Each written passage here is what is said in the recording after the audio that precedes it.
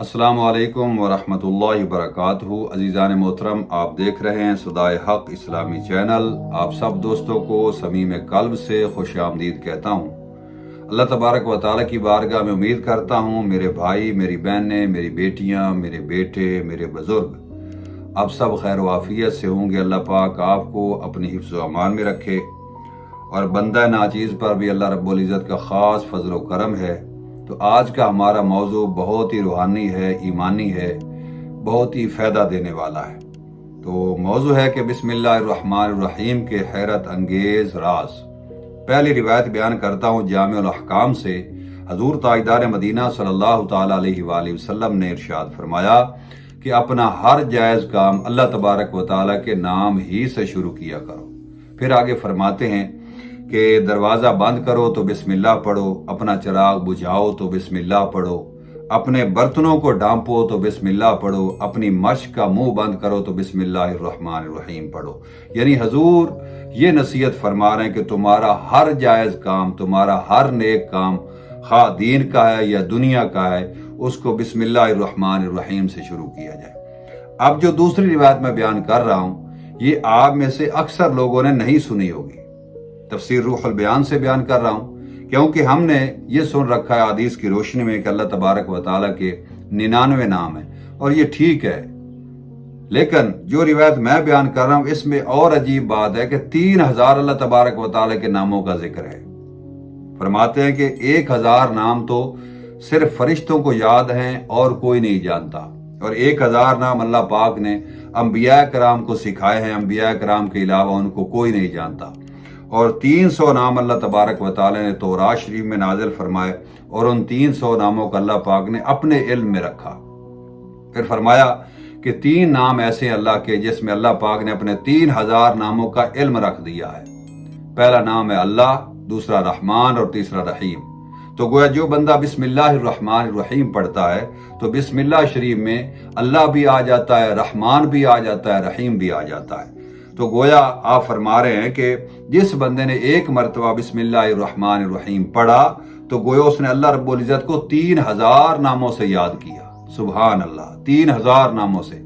تو سوچئے میرے بھائیوں، میری بیٹیوں، میری بہنوں، کہ ہم کتنی بڑی غلطی کرتے ہیں، ہم کتنا بڑا نقصان کر رہے ہیں۔ ہم اکثر بھول جاتے ہیں، جان بوجھ کر نہیں پڑھتے، سستی کرتے ہیں، غفلت کرتے ہیں۔ ایک مرتبہ بسم اللہ شریف پڑھنے سے 3000 ناموں سے بندہ اللہ کو یاد کرتا ہے۔ اگر نہ پڑھیں تو یہ کتنا بڑا نقصان ہے۔ اللہ پاک ہمیں اس وظیفے کو یاد رکھنے کی توفیق عطا فرمائے۔ تیسری روایت پیش کرتا ہوں جامع الاحکام سے ہی۔ حضرت عبداللہ ابن مسعود رضی اللہ تعالیٰ عنہ بیان کرتے ہیں، فرمایا کہ اللہ پاک نے دوزخ کے 19 فرشتے بنائے ہیں، 19 تعداد ان فرشتوں کی جو دوزخ میں جہنم میں عذاب دیں گے، اور بسم اللہ الرحمن الرحیم کے حروف کی تعداد بھی 19 ہے۔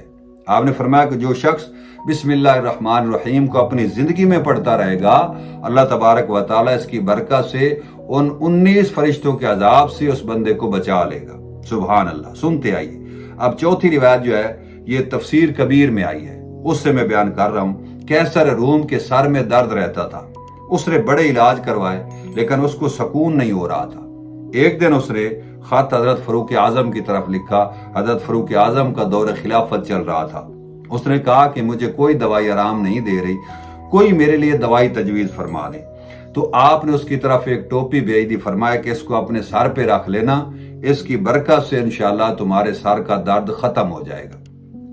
پھر کیا ہوا، جو ہی ٹوپی کیسر روم نے اپنے سر پہ رکھی، اللہ پاک نے اس کو شفا عطا کی۔ پھر جب وہ سر سے اتارتا تو اس کے سر میں اسی طرح درد شروع ہو جاتا۔ وہ بڑا حیران ہوا، آخر اس ٹوپی میں کیا راز ہے کہ جب سر پہ رکھتا ہوں تو سکون ہو جاتا ہے، جب اتارتا ہوں تو پھر وہی درد شروع ہو جاتی ہے۔ تو اس نے جب اس ٹوپی کو کھولا اندر سے تو اس میں ایک کاغذ کا ٹکڑا تھا اور اس پہ بسم اللہ الرحمن الرحیم لکھا ہوا تھا۔